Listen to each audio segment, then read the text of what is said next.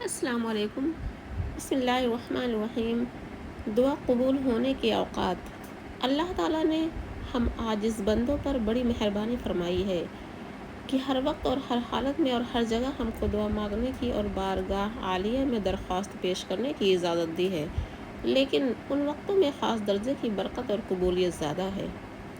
Number 1، اذان میں حی علی الصلاۃ حی علی الفلاح کے بعد۔ نمبر 2، اذان اور تکبیر کے درمیان۔ نمبر 3، ہر مصیبت کے وقت۔ نمبر 4، فرض نمازوں کے بعد۔ نمبر 5، نمازوں کے بغیر سجدے میں۔ نمبر 6، تہجد کی نماز کے بعد۔ نمبر 7، قرآن پاک پڑھنے کے بعد، خاص کر جب کہ قرآن پاک ختم کیا جاوے۔ نمبر 8، عرفات کے میدان میں۔ نمبر 9، کعبہ شریف کی زیارت کے وقت۔ نمبر 10، طواف کرنے کے وقت۔ نمبر 11، حجر اسود کی زیارت کے وقت۔ مسلم شریف میں ہے، رسول پاک صلی اللہ علیہ وسلم نے فرمایا کہ بندہ اپنے رب کے نزدیک زیادہ تر سجدے کی حالت میں ہوتا ہے، تو لوگوں تم سجدے میں زیادہ دعا مانگا کرو۔ سجدے کرنے میں حق تعالیٰ کی عبادت اور تعظیم کمال درجہ رکھتی ہے، اور بندے کی عاجزی اور محتاجی ظاہر ہوتی ہے کہ اپنے اعضاء رئیسہ جو خاص پر اپنے مالک کے سامنے رکھ دیا اور اپنی کمزوری اور محتاجی کو ظاہر کر دیا، اس لیے بندے کو سجدے میں نزدیکی زیادہ ہوتی ہے۔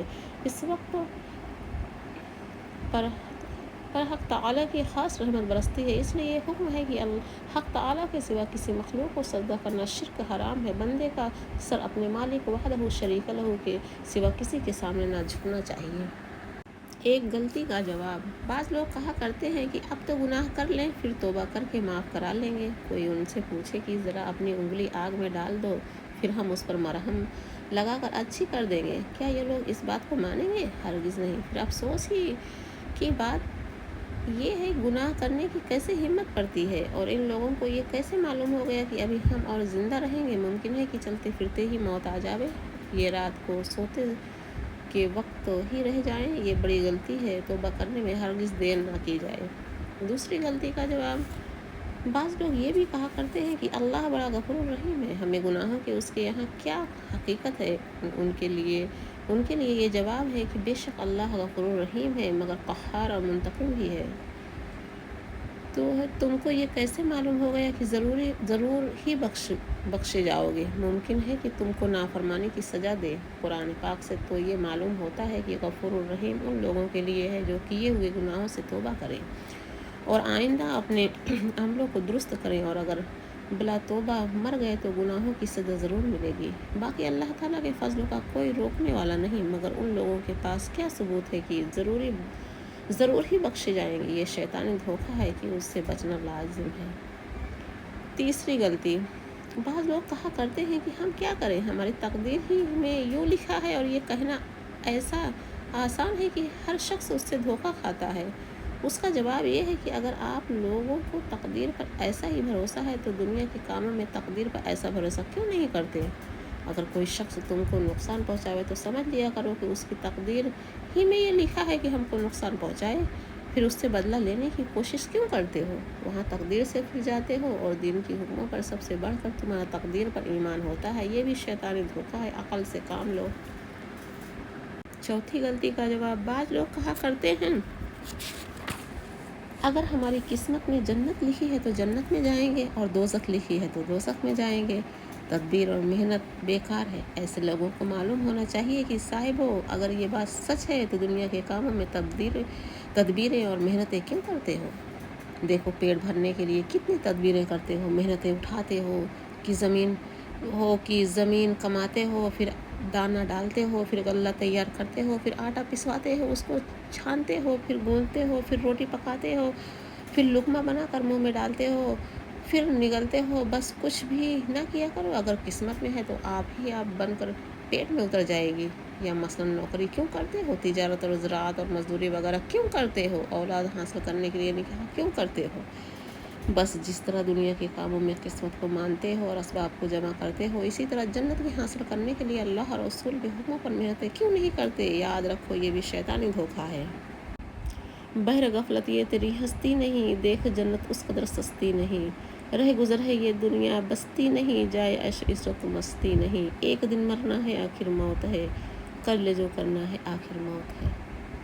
5ویں غلطی کا جواب، بعض لوگ کہا کرتے ہیں کہ خدا کو ہماری عبادت کی کیا پرواہ ہے، وہ تو بے پرواہ ہے۔ صاحبو، یہ سچ ہے کہ خدا کو ہماری عبادت کی پرواہ نہیں ہے اور نہ اس میں کوئی نفع ہے، مگر کیا آپ عبادت سے نفع حاصل کرنا نہیں چاہتے کہ جو عبادت اور تابعداری پر ملتا ہے؟ صاحبو، عبادت اور اچھے کام کرنے تو آپ کے نفع کے لیے مقرر ہوئے ہیں۔ اگر خدا بے پرواہ ہے تو آپ تو بے پرواہ نہ ہیں۔ اس کی مثال یہ ہے کہ اگر کوئی مہمان حکیم یا ڈاکٹر بیمار پر رحم کر کے دوا بتلا دے اور بیمار اپنی جان کا دشمن یہ کہہ کر ٹال دے کہ دوا کرنے سے حکیم کو کیا نفع ہوگا، بھلے آدمی حکیم کا کیا نفع ہوتا، تیرا ہی نفع ہے کہ بیماری نہ رہے گی اور تو تندرست ہو جائے گا۔ صاحبو، اس نصیحت سے سبق حاصل کرو اور شیطان کے دھوکے سے بچو۔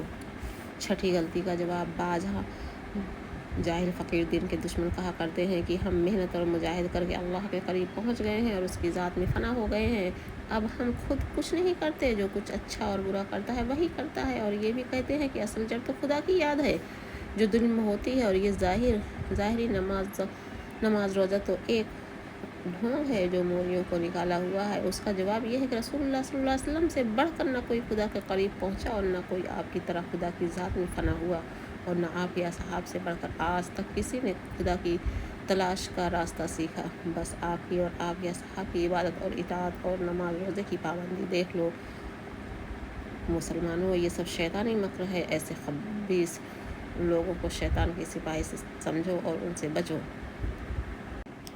عمر یہ ایک دن گزرنی ہے ضرور، قبر میں میت اترنی ہے ضرور، آخرت کی فکر کرنی ہے ضرور، جیسی کرنی ویسی بھرنی ہے ضرور، آنے والی کس سے ٹالی جائے گی، جان تیری جان والی جائے گی، روح رگ رگ سے نکالی جائے گی، تجھ پہ ایک دن خاک ڈالی جائے گی، ایک دن مرنا ہے آخر موت ہے، کر لے جو کرنا ہے آخر موت ہے۔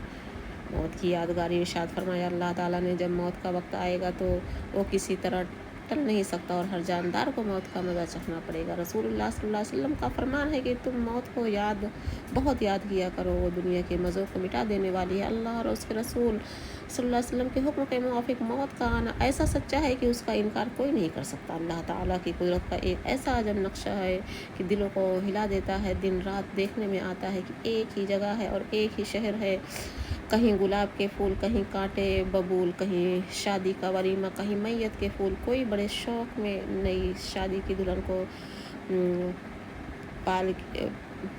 پائے یا موٹر کار لیے ہوئے خوشیاں منانا اپنے گھر کو چلا جاتا ہے۔ اتفاق سے بازار کے بیچ میں میت کی بارات اور شادی کی بارات کا میل ہو گیا۔ اللہ اکبر!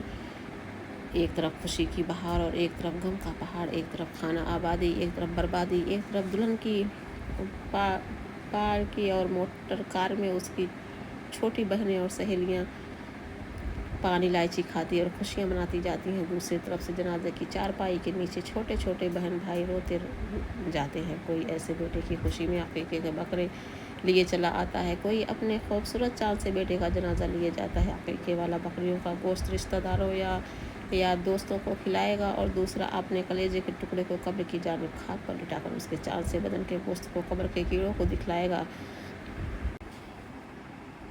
جگہ جی لگانے کی دنیا نہیں ہے، یہ عبرت کی جا ہے تماشا نہیں ہے، خوشی کی جا ہے دنیا نہیں ہے، کسی نے صدا اس میں رہنا نہیں، کسی کو صدا اس میں رہنا نہیں ہے۔ ثواب پہنچانے کا ثواب، رسول اللہ صلی اللہ علیہ وسلم نے فرمایا کہ جو شخص قبروں پر گزرے اور سورہ فاتحہ 1 بار اور سورہ اخلاص 11 بار پڑھ کر مردوں کو بخشے تو اس کی گنتی کے برابر بخشنے والوں کو بھی ثواب ملے گا، اور جو شخص سورہ یاسین پڑھے اور مردوں کو ثواب پہنچائے تو اللہ تعالیٰ سورہ یاسین کی برکت سے مردوں کے عذاب میں کمی کر دیتی ہے اور پڑھنے والے کو ان مردوں کی گنتی کے برابر ثواب دیتا ہے۔ ثواب پہنچانے کا طریقہ، ثواب پہنچانے کا آسان اور صحیح طریقہ یہ ہے کہ کسی مرد یا عورت نے کوئی نیک کام کو کیا، جیسا کہ اللہ کے واسطے کھانا کھلائے یا دے دیا، اناج، آٹا، روٹی، گوشت اور دال، نمک مرچ، یا روپیہ پیسہ یا کپڑا مٹھائی وغیرہ دے دیا، نفلی عبادت جیسے نماز، روزہ، حج، قربانی، یا قرآن شریف پڑھایا، سورتیں پڑھی، یا مسجد، مدرسہ، نہر، کنواں بنوایا، یا کسی غریب کا قرضہ اتار دیا، یا اس کے رہنے کے لیے مکان بنوا دیا یا جگہ دے دی، ایسے کاموں میں چندہ دیا اور اللہ تعالیٰ سے دعا کی کہ یا اللہ اس عبادت کا یا اس نیک کام کا اور خیرات کا ثواب فلاں بزرگ یا میرے والدین کو یا فلاں رشتہ دار اور بھائی بہن وغیرہ کو یا या कुल मुसलमान मर्द और औरतों को पहुंचा दे, बस इतना कहने से सवाब पहुंच जाता है। और जो तरीका लोगों ने निकाल रखे हैं कि सब हीला बहाने हैं, बाकी सवाब हर तरह से पहुंच जाता है। जिस तरह भी कोई पहुंचावे, और सवाब पहुंचाने के लिए कोई वक्त या जगह मुकर्रर नहीं है। जब मौका मिले, कब्रिस्तान हो या घर हो या सफ़र हो, चलते फिरते, लेटते बैठते कुरान शरीफ या सूरतें पढ़कर या सुबहान अल्लाह या कलमा पढ़कर या कपड़ा रुपया वगैरह देकर सवाब पहुंचा सकते हैं। नूर हकीमुल उम्मत हज़रत थानवी रहमतुल्लाह अलैह से दरियाफ़्त किया गया कि हज़रत एक सूरत पढ़कर 10 मर्दों को बख्श तो क्या हर मुर्दे को पूरी सूरत का सवाब मिलेगा? आपने फरमाया कि ये मेरी तहक़ीक़ यही है कि मुर्दे को पूरी सूरत का सवाब मिलेगा। जन्नत में महल तैयार कराने का वजीफ़ा रहमत आलम हुज़ूर पाक सल्लल्लाहु अलैहि वसल्लम ने फरमाया कि जो मर्द या औरत 10 बार सूरह अखलास पढ़े उसके लिए जन्नत में एक महल तैयार हो जाता है, और जो 20 दफ़ा पढ़े तो 2 महल, और जो 30 दफ़ा पढ़े तो 3 महल उनके लिए तैयार हो जाते हैं। इसी तरह हर 10 पर एक महल तैयार हो जाता है। तो उमर रज़ी अल्लाह ताला अन्हु ने अर्ज़ किया कि या रसूलुल्लाह सल्लल्लाहु अलैहि वसल्लम, खुदा की कसम फिर तो हम जन्नत में बहुत से महल बनवा लेंगे, यानी सूरह अखलास बहुत पढ़ा करेंगे। हुज़ूर पाक सल्लल्लाहु अलैहि वसल्लम ने फरमाया अल्लाह ताला बहुत बड़ा देने वाला है, उसके यहाँ क्या कमी है? जितनी पढ़ो और जितनी चाहे महल बनवा लो। दुरूद शरीफ पढ़ने का सवाब इरशाद फरमाया अल्लाह ताला ने कि बेशक अल्लाह और उसके फरिश्ते दुरूद भेजते हैं ऊपर नबी के, ऐ ईमान वालो तुम भी दुरूद सलाम भेजते रहो नबी सल्लल्लाहु अलैहि वसल्लम के ऊपर। मुसलमान भाई और बहनों, सबसे बड़ा सवाब यानी बदला दुरूद शरीफ पढ़ने का ये है कि जब कोई मर्द या औरत दुरूद पढ़ता है तो फरिश्ते खुदा के हुक्म से उसी वक्त हुज़ूर पाक सल्लल्लाहु अलैहि वसल्लम की खिदमत में पहुँचा देते हैं। जब कोई मर्द या औरत दुरूद पढ़ता है तो फरिश्ते खुदा के हुक्म से उसी वक्त हुज़ूर पाक सल्लल्लाहु अलैहि वसल्लम की खिदमत में पहुंचा देते हैं। आप उस पढ़ने वाले से बहुत खुश होते हैं। फिर आपका और अल्लाह ताला का खुश होना दोनों जहां के नेमतों से बढ़कर है। सुभान अल्लाह, क्या शान अजीम है अल्लाह आपकी। अल्लाह ताला उसके फरिश्ते और हर